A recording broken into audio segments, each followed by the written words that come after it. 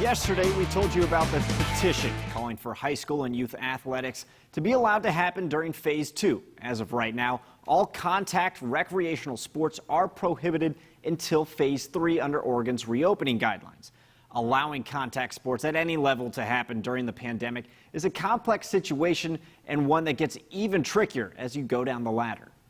The Let Them Play petition is now approaching nearly 12,000 signatures. Supporters include local high school athletes and coaches. And the push for high school sports in Phase 2 was started right here in Southern Oregon by one of the Jackson County commissioners.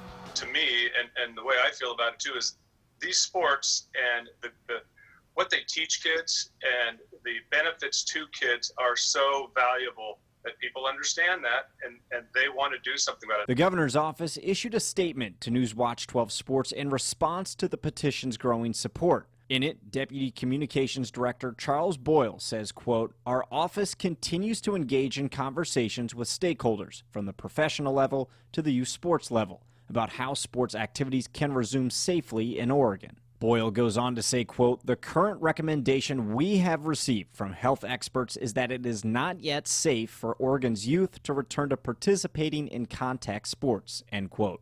It's a difficult risk assessment at any level of sport for health experts. All it takes is one or two cases to potentially cause an outbreak within that team, and that jeopardizes the season. Some pro sports are talking of playing in a sort of bubble, and Power 5 colleges like Oregon and Oregon State plan to give COVID-19 antibody tests to athletes on a weekly basis. There's going to be exceptions made at the college and pro level.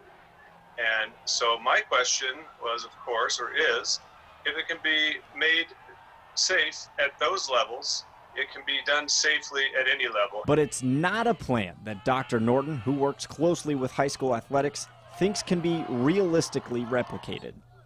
There's a cost to the test, and then there's the utilization of those tests and potentially taking away from the healthcare system or the state of Oregon who may need those tests for symptomatic people, right? So that's one part of why testing for every high school athlete just may not be practical. Another reason is at the high school level, you don't have the same control over athletes and facilities that you would at college and pro levels. But for Dyer and the nearly 12,000 signees of the Let Them Play petition, there's still more to look at. This plan and any sort of solution, to my knowledge, hasn't been explored adequately by any means, and that's what needs to happen, and it needs to happen quickly.